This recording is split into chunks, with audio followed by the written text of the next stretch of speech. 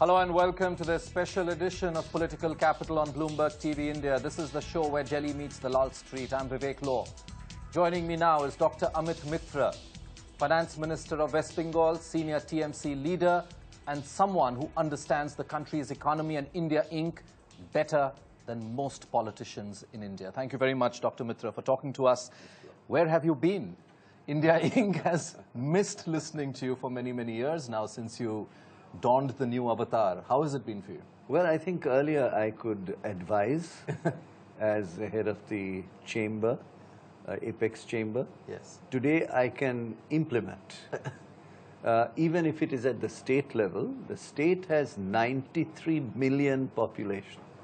Larger than France, larger than Germany, larger than UK, larger than most countries in the world. And 42 very important Lok Sabha seats as Absolutely. 42 seats in the parliament, which is the people's represented parliament, which is every individual has a vote. So you're talking about a state where I'm able to, in some small manner, make decisions with the amazing, dynamic person called Mamata Banerjee, who beat the communists after 34 years, and nobody ever sensed that communists could be beaten because they had gone into the whole state structure, maximizing party interest. You've been a very rare example of someone who was with India Inc. for the longest part of his public life and has evolved into being a very important government functionary in a state. How has that experience been? Have you found it extremely different? Because I'm asking you this question because obviously India Inc.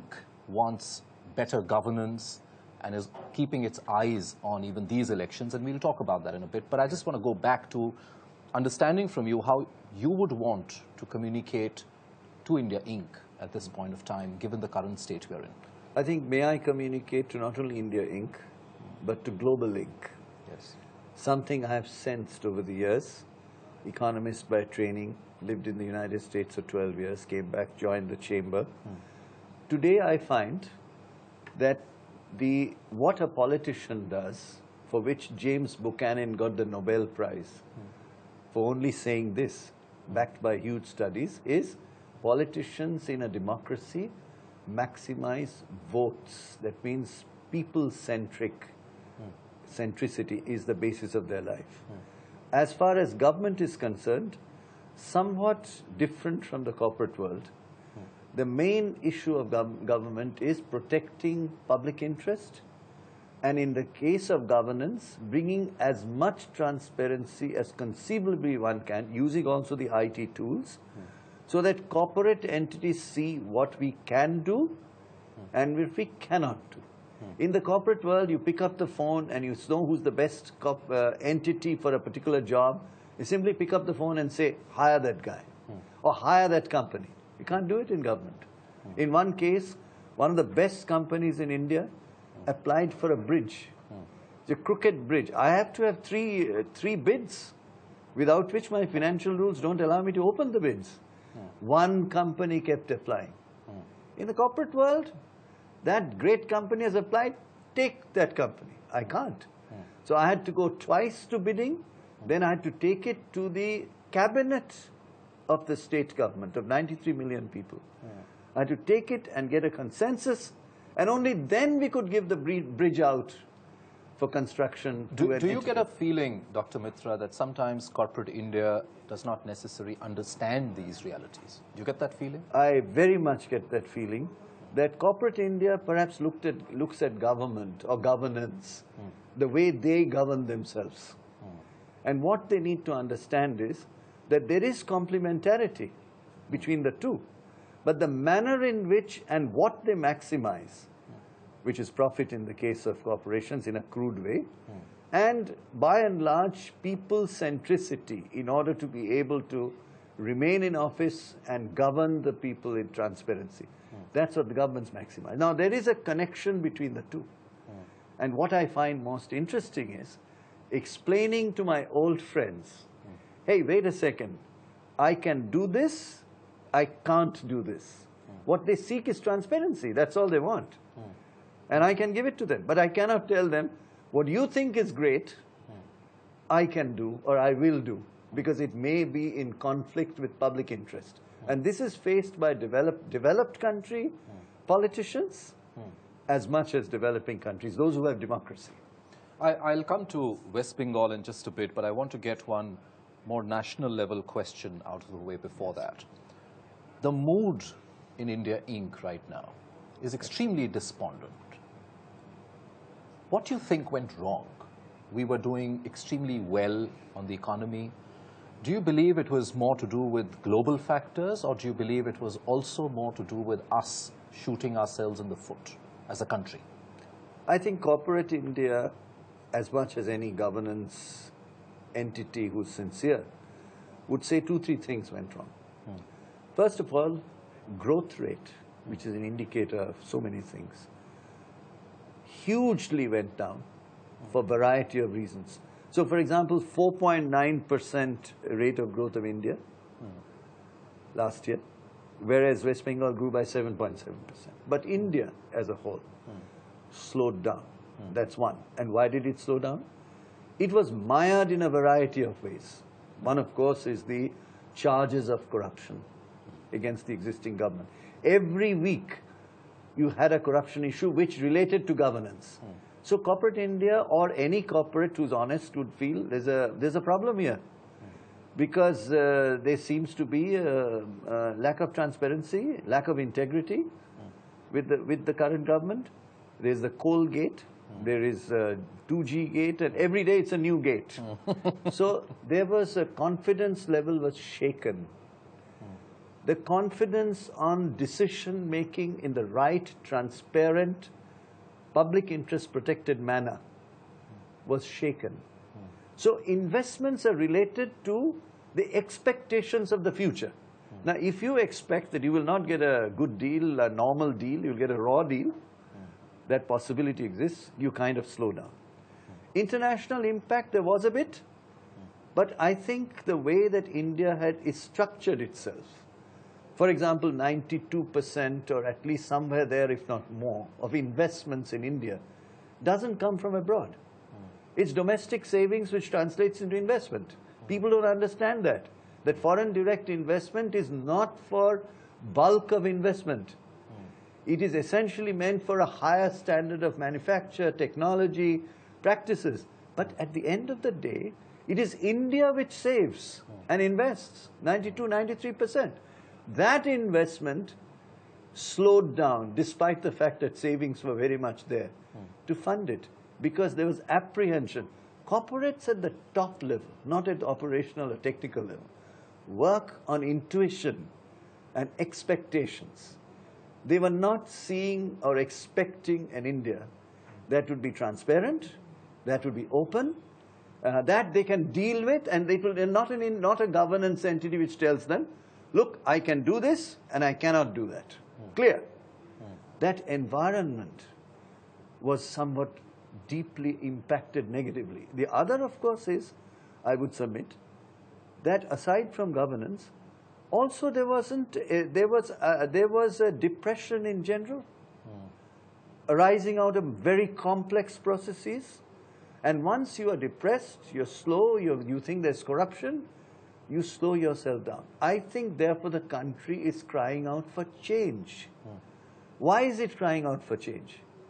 Because underlying all of this is a perception that things are not straight. Your party, Dr. Mitra, and your leader has come out publicly, so this is all in the public domain, and said, we are neither going to support a Congress-led UPA, nor are we going to support a BJP-led NDA. Are you therefore not then throwing the country to a situation where you could again have an extremely fractured, extremely indecisive, unstable government in the center? What is your view? I think Mamata Banerjee has said publicly, repeatedly, that we believe in a stable India, a stable political economy of India. So certainly, it is difficult for us to say that we will support a party, UPA2 as we call it, led by Congress, whose corruption levels have become allegations far too much for the people. That's known. So we cannot say we'll align with you. They've also done certain things which are not good for the people because they didn't care for whatever the reason. I don't know their inner dynamics, but they just didn't care.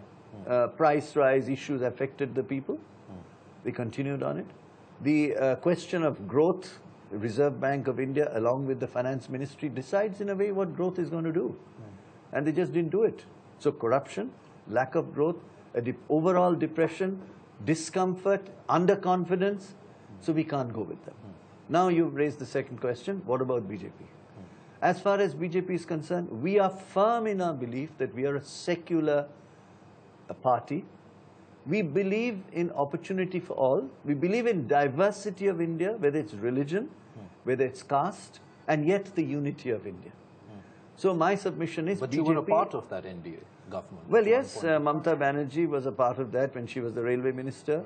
Right. She's aware of that, and she feels that there was a different environment, maybe a different leadership at that time. So is the problem with the leader, or is the problem with I think it's there are two problems. One, of course, is the leader. The perception of that leader is that there are serious issues of rioting behind the scene. There are perceptual issues vis-a-vis minorities, vis-a-vis many other people. But more than the leader is the total rubric of ideology. This needs to change as well. That you're an inclusive India. It's an India that accommodates everybody. People's apprehensions are, is this entity going to include everybody, every part of India, maintain the unity within diversity? Diversity is very important. The other is federalism. Like the constitutions in the West, particularly United States or Canada, we are a very federal entity. But the states have never been given the kind of priority that federalism reserves. That's why Mamata Banerjee, the Chief Minister of West Bengal, is talking about federal front. What does she mean by that? What she means is a federal entity is to be given priority while you echo out what the center is going to do. Obviously, foreign policy, defense, and so on belong to the nation as a whole. But empowering the states so that the best from the grassroots come up and excel, that opportunity is there. So we have a serious issue on that. But who will then, sir, take the position of that federal front? Because from all polls that have come out till even the other day, your party is expected to do extremely well. You do contribute a lot of seats to the Lok Sabha, and give or take few seats, but you know, pollsters are talking about over 30 seats for your party. I'm sure you may be hoping for more, but I'm saying that's a sizable number. But all put together, you're not going to get that 272 number. So are we looking at a situation where if you or your party chooses to say, I'm neither going to support this side or that side, then you'll have a third force dangling somewhere in the middle, and it will be again a very unstable government? I think it's important to understand that there's a new tectonic shift in India. That tectonic shift is towards regional entities who have served their states well. We have tried in only 3 years. Others have tried in longer periods, where basically you're seeing a third process happening today. Two dominant parties, one of course an old party which fought for national independence, and then in the views of some it kind of degenerated over time.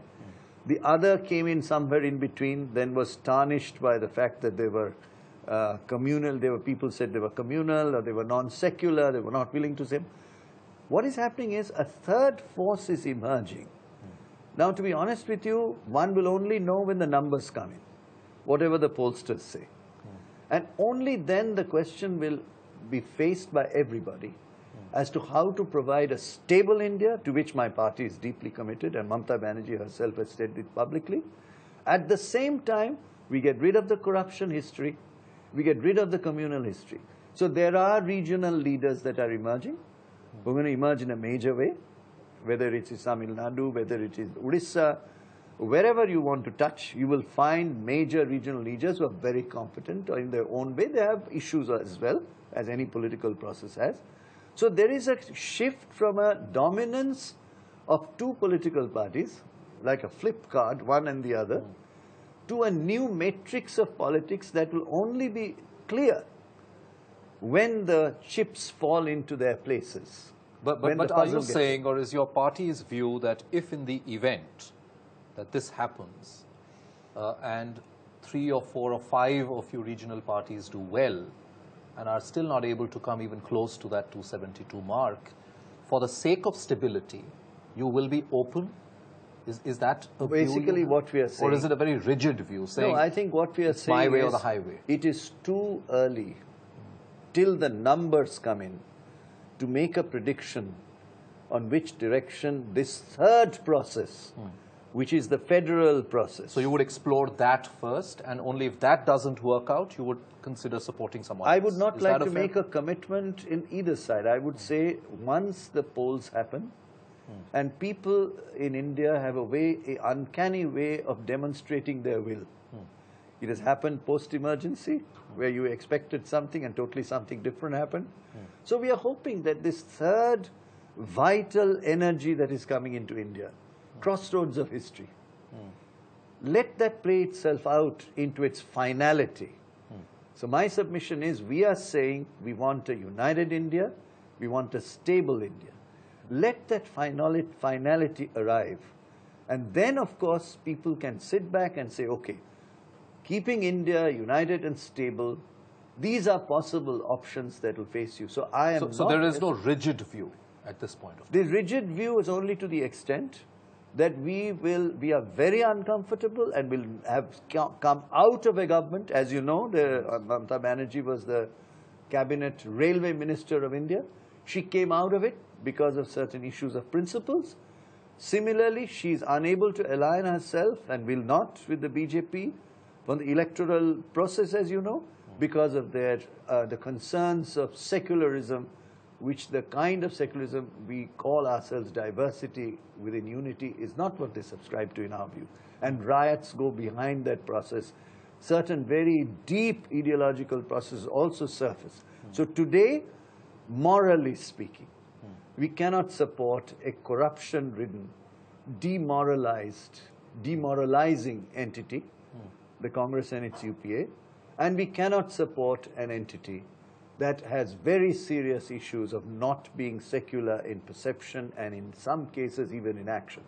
So we will work towards a united India, keep our minds open, let the people speak, and then the chips will fall where they have to.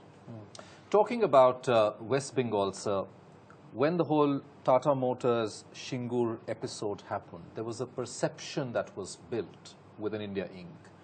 that your party is very anti-business. Since then, a lot has changed. We saw recently, a few months ago, that your chief minister and you were there, and you had a fair number of very big industrialists, corporate houses coming to Bengal. You've thrown open your doors. Has there been a fundamental shift in the way your party thinks about business and reforms? I think the perception you quote about post-Shingur is self-wrong.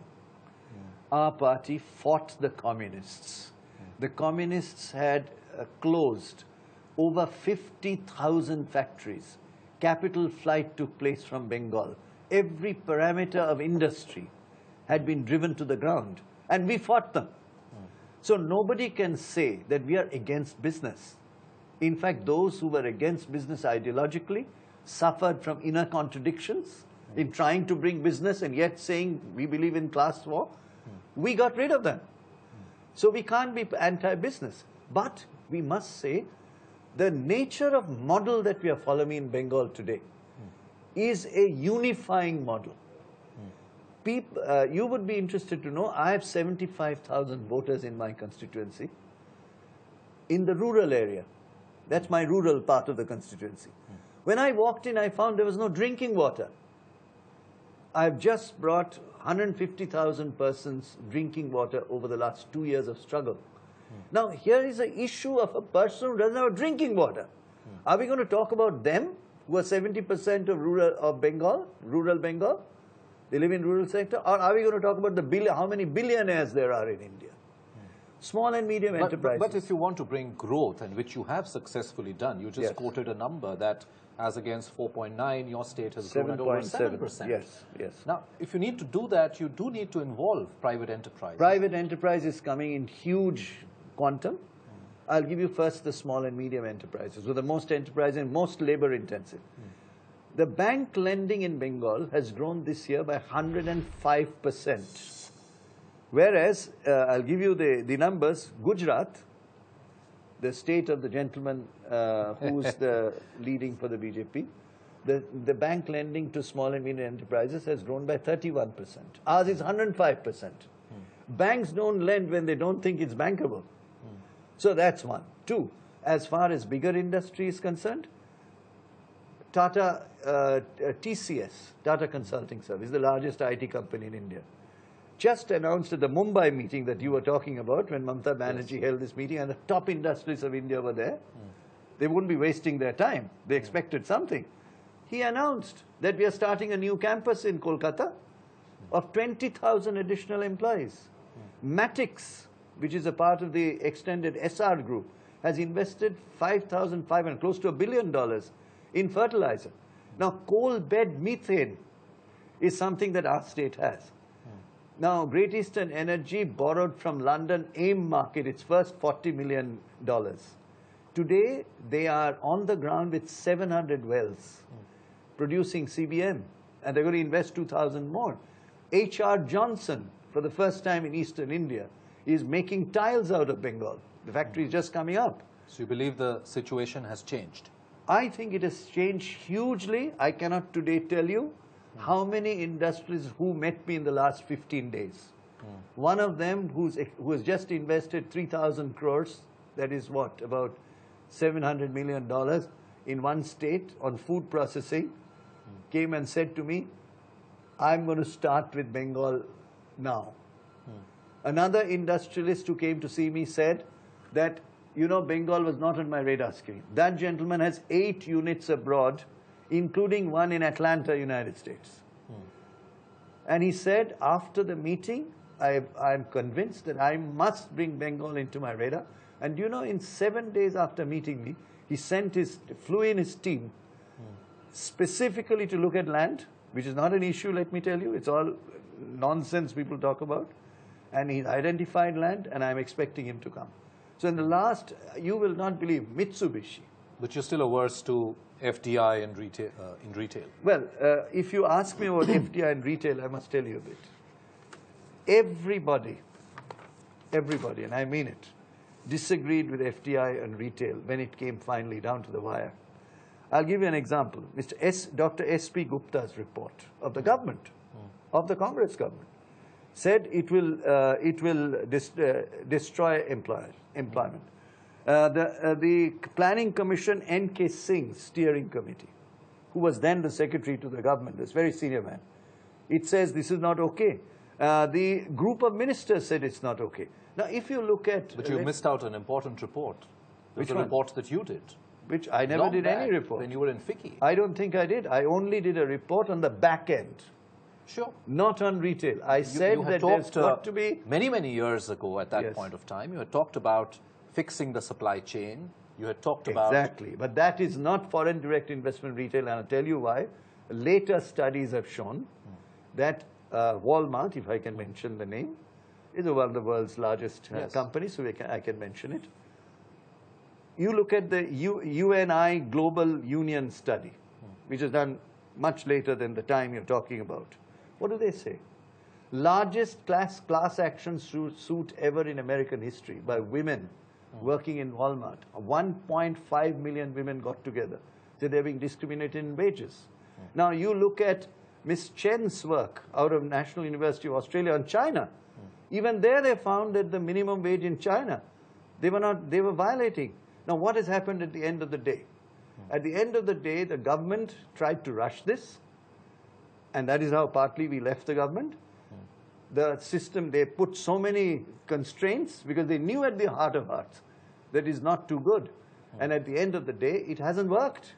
And even the Walmart has broken away with its partner and trying to form something on its own. Why?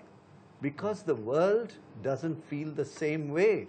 But what the world feels the same way is about the entire 7-level back end, starting from the farmer to the plate of the consumer. Now, that does not require foreign direct investment. I started the discussion by saying to you, the 92 or 93% of savings convert into investment in India. What we need is, certainly we look at technology, issues of management, which Indian corporates are getting in large numbers. I mean, after all, the largest greenfield refinery in the world is in India, made by an Indian entrepreneur. I can give 10 such examples. So my submission is, every major report in recent times that you see, maybe barring one or two, which have lobbyists, of course. Washington is full of lobbyists, legal lobbyists. Every report in India, whether it's N.K. Singh's Planning Commission report, Dr. S.B. Gupta's Planning Commission report, whether it's a group of ministers, every one of them said there's a serious question of huge job loss. You are aware of the job loss in Europe. There are major studies which show that there's been monopoly in this process, where pap and mom stores have closed. Now, we are not a developed economy where pap and mom stores go away and do something else. In my constituency, every 100 yards, you will find a little store whose total profit per month is 3,000 rupees. What is 3,000 rupees? But they run their lives with it. You go to Kolkata and you will find on the streets multiple unorganized workers, absolutely outstanding entrepreneurs, for whom we will give them some rights and some obligations. Now, this question is very clear. This whole value chain in a developing economy is going to be extremely badly hit. That is obvious. It's happened in Europe. For example, even farm prices in Spain vis-a-vis the farmers' prices, as recent study shows, has fallen due to this. So you're saying that this is a well thought out decision and there is no going back on it? No, as far as FDI and retail is there's no going back on it, because everyone agrees by and large, barring a few people. And are you looking beyond West Bengal in these elections? We've read reports about you and your party contesting elections from not just West Bengal, but even from Delhi, perhaps. All 7 seats is an article I read. Have you shaped your plan yet? What is that plan for these elections? I think Mamata Banerjee will have to speak on that. She leads the party and leads the political process of the party. I would say that certainly there is a feeling I get from the social media across the country, where she now has 600 or 700,000 followers on her Facebook. And I would say 70% of them are not from Bengal. So there is a feeling that you need a person of integrity and a vision who has managed to change many things in Bengal. Massive tax reform that you know, that we talked about earlier. So many areas. E-governance, e-tax, e-procurement is the only method in Bengal today. Do you know that we have dematerialized certificate, DMAT certificate given when you register for VAT on computers? No other state has it. At the same time, we have Kanyashri, where girls are being incentivized in terms of a scholarship not to marry, remain in the educational stream till the age of 18. And when you're 18, if you're not married and you're in the educational stream, you will get 25,000 rupees one time, which is a huge amount for them to pursue a career in terms of their capacity for develop human capital. How many seats would you be fighting? Well, that is to be seen, because right as we are talking, that process of decision making is going on. It will certainly be beyond Bengal. Well, absolutely. You know, we have 7 MLAs on the local, in the legislature in the northeast. We have 1 MLA from Uttar Pradesh already, right, yeah, as you know. So there are dots of people, but I would say it is not those dots that we are connecting. We are doing a tectonic shift up. We are trying to go to a geometrical process where this response that an honest leader, transparent leader, computer-based e-governance leader, and at the same time sensitive to the 70% of the poor, this combination. India is looking for something like that because of corruption on one side, non-secular behavior on the other. So she will have to decide, based on consultation with the party, how many points will be connected in this particular election as dots? Do you and your leader miss Delhi? You spent a better part of your life. Yes, she was seven times member of parliament. And you? And I spent about 16 years in Delhi. Prior to that, I studied in Delhi for another 2 years, taught here for 2 years, so I would say 20 years in Delhi. Okay. But what is interesting is when I was here and worked here, I couldn't make decisions. I could only advise. And today, at least in a small manner, working with Mamata Banerjee, I can make decisions that affect the lives of 93 million people, many of whom are employees with corporates and have synergized with the corporate world. It's been a pleasure talking to you, Dr. Mitra. I wish you all the very best. Thank you so much. Thank you so much.